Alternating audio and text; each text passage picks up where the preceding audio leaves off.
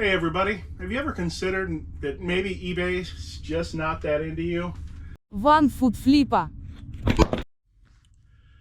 Page here, the 1 foot flipper. Today's topic is that maybe eBay's just not that into you. Because your eBay sales really aren't about you. They are about the items you put in, the customers who are coming to look for the items, and the prices you put up on them and how easy you make them to find. There's nobody at eBay support you can call to purchase your overpriced items. It doesn't work that way. There's no magic switch they can turn on so people will start buying your stuff if your prices are bad. And a lot of people are saying, but Paige, I've been doing everything the same way for 17 years, and now all of a sudden my sales have died. Well, that can be quite simple. You did everything the same for 17 years. You didn't change when the market changed. You guessed your prices for 17 years. You priced things the same for 17 years. You didn't look at what the competition was doing for 17 years. You did your own thing, and the market changed. Just a tiny downtrend in the amount of customers can completely obliterate some sellers while not touching others at all. Let's say there's 100 customers per day. Those 100 customers are going to come in and they're going to buy more or less the 100 best listings every day. And let's say you're doing fine. You're selling yours every day. But then there's a little bit of a recession. The number of customers drops to 80. And suddenly you find you're selling nothing because your listings were all in that bottom 20%. Might be by price, might be by quality, by what the item is. But either way, you go from selling everything to selling nothing. And it can happen that fast. And right now, what I particularly think is hurting some sellers, I think I've mentioned in another video, but the whatnot fad is really big right now. And it's really drawing a lot of the sort of customers who like to follow reselling social media, who buy from social media resellers, and that sort of thing. A lot of those customers are over on Whatnot. I don't think Whatnot's here to stay. I don't think that it is really long-term going to be the future of reselling. And if it is, I'll change and I'll be there. But right now, I don't think it is. Not at all. But speaking of selling, I sold this He's Just Not That Into You movie poster. Was signed by the entire cast except for Jennifer Aniston and Ben Affleck there. I guess they were too busy to help promote the movie, but everybody else in it signed the movie poster. This would have been a radio promotion, radio call-in show prize, because the person I got it from had been doing those for like 40 years, and he had a lot of interesting things from that. I likewise have a movie from the Milk biopic, the Sean Penn movie from some years back. Same exact thing. Everybody involved with the movie signed the poster, even the director and the writer, except Sean Penn. He just couldn't be bothered to help support his movie. All right, but yeah, $400 for that. My sales have actually been quite slow because guess what? My items not top 10%. Maybe they're bottom 20%.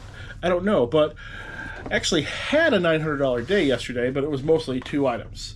That poster and this Magic Realm game. This sold for $300 or a few pennies or dollars above or below. This is Avalon Hill, late 70s. Basically, you want to be on the lookout for any old board game from the 70s or 80s that seems Dungeon and Dragon-ish. Seems similar to Dungeons and Dragons, fantasy knights and creatures and whatever else. All of those are gold, including the ones from the 90s. Once you get into the 2000s and later, not so much, because that sort of game, there are hundreds of different titles came out after that, so a lot of those have very little value, even though they're technically much better games. Like, I can't think of any names at the moment, but I've got plenty of them in stock at my store for much lower prices than $300. I've got stuff for $20. It's a much better game than this. But people want that nostalgia in that early version.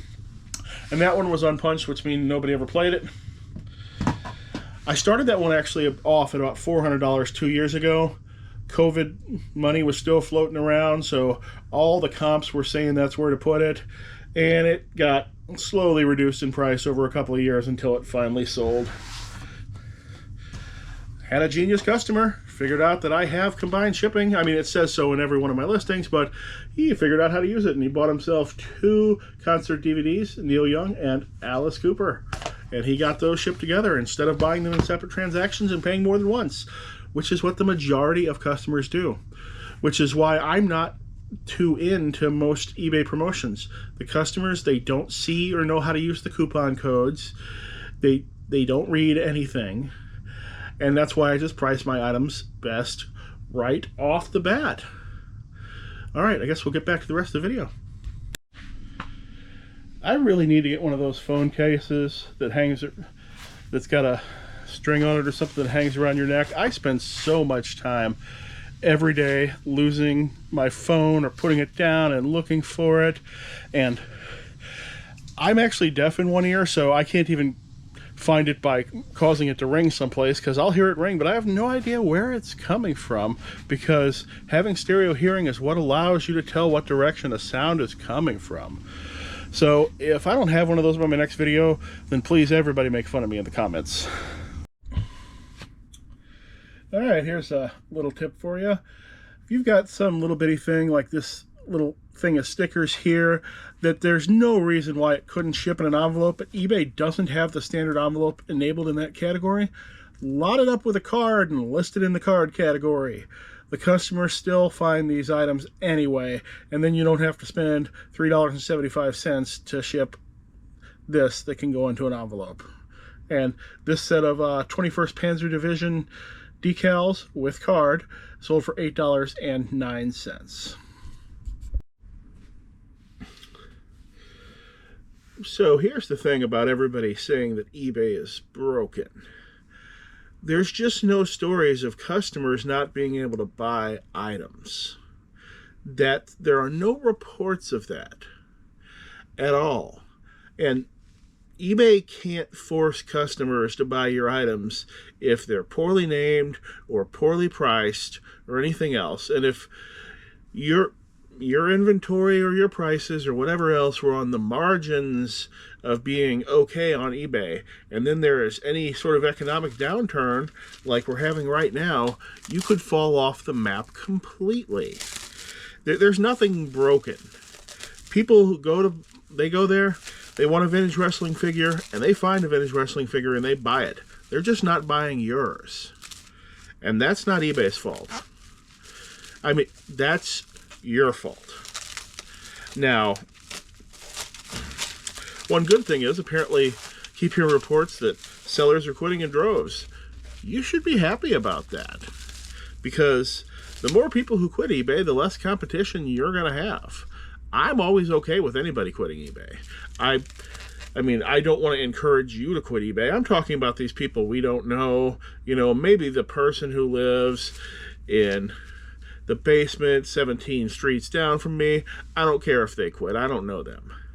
And really, I'm not really even talking about you anyway, because if you're watching this video, you're in the minority of people who actually want to get better at eBay. Most sellers don't.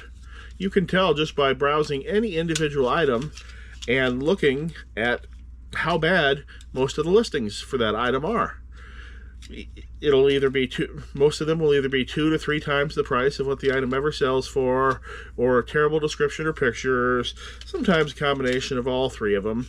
And some of these will be huge sellers who are bad at it. You know, they'll have a store with 10,000 items in it, and 9,000 of those items will be 5 times the going rate. And all of their sales are coming from the few things that they guessed right on. Okay, I sold this Empire Strikes Back book and record for all of $5. Now, you can still sell these when you're missing the record. What I usually do with book and record when the record is missing, this one does have it though, when the record is missing, I always put no record needed, and I find the YouTube video where they play the audio of the book. There's always one. And then I just put a link to that in the description of the item, and that helps them sell. let's see. I sold this lot of two 25-cent arcade game coin mechanisms. This is the thing that determines if the money is good or not in the arcade game. Quarter drops in here, and it goes through. The thing detects whether or not it's magnetic. It's got a string cutter right there. It tries to defeat most of the things that people would do to cheat these things. There's various versions of these. They all look the same, but there's plastic ones and metal ones that are half plastic, half metal. And you'd think there'd be no market for these because, you know, every machine comes with these things in them. But there is a market for them because, for some reason, it's a combination of the laws around the machines in some places and just stupid strategies by the people who would sell their old equipment off. You'd have people in the early 80s who had all these games out on locations making money, and when they'd want to get rid of an old one, because they don't, you know, they're getting the new ones in, they don't have any more spots for their old games, they take these mechanisms out of the games before they'd sell them, thinking that that would somehow stop that game from being their competition. It was bad thought in two manners. For one thing, a standard part that they could order out of the catalog for $9 back then isn't going to stop that machine from going out on location. But number two, if that machine wasn't good enough anymore for our original owner to put it out there to make money, why would he be worried about somebody else making money off it? If he can't do it, why could they? So you'd have the mechs disappear out of machines for that reason. Then you'd also have them disappear out of machines for other reasons, because in some jurisdictions or whatever else, it didn't count as an arcade game or as coin operated if it didn't have any mechanisms in them. So places could instead open, you know, have their games out on free play and charge money to get in or whatever else. Some places had very draconian laws against arcade games, which all went back to it was really all based around gambling and slot machines and gambling pinball machines from decades earlier, but the laws were still around. But taking the mechs out got around some of those laws. All right, what else did I sell here? I took 2 years to sell this Warhammer Blood Angels book. You know why? Because I'm looking at the title right now and it says Blood Angles. I spelled it wrong, and thus it took 2 years to sell. Sold for $7.28. I'm not sure what the market price is, but probably got marked down 10% 4 times because I spelled it wrong. So try not to do that. I don't do that. I really don't do that a lot. Sold this Target Games Mutant Chronicles Warzone Casualty of War. I think this is a miniatures game. The thing about role-playing game and miniatures games book is they're all sellable, but they're not all good. This took about 2 years to sell and only sold for $5 because this game just doesn't have any following whatsoever. It's only going to be, things like this are only going to be picked up by people who are just people who collect everything in a certain sphere, and thus that just took forever to sell. Oh, even though they never talk about me, I'm gonna shout out the two old guys reselling podcasts there. But it's almost doing their 5th episode. Love those guys. Maybe they'll mention me someday. All right, let's get back to the rest of the video. Well, thanks for hanging around to the end. That's been everything for today. Why not give a like, subscribe, thumbs up, thumbs down, thumbs sideways. Just share the video with the people who live in your basement. They might want to see it too. And that's all. Hope to see you again soon.